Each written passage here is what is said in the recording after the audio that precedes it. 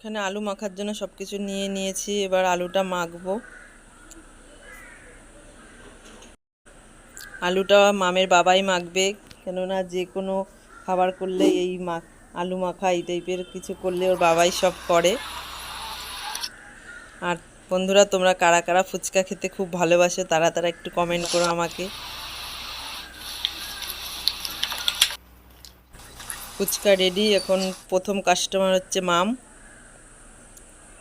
মাম খেয়ে বলবে কেমন হয়েছে, তারপরে খাবে কাকিমা দ্বিতীয় কাস্টমার, তারপরে তো আমরা আছি। মাম তো ফুচকাটা খেয়ে ভালোই বললো।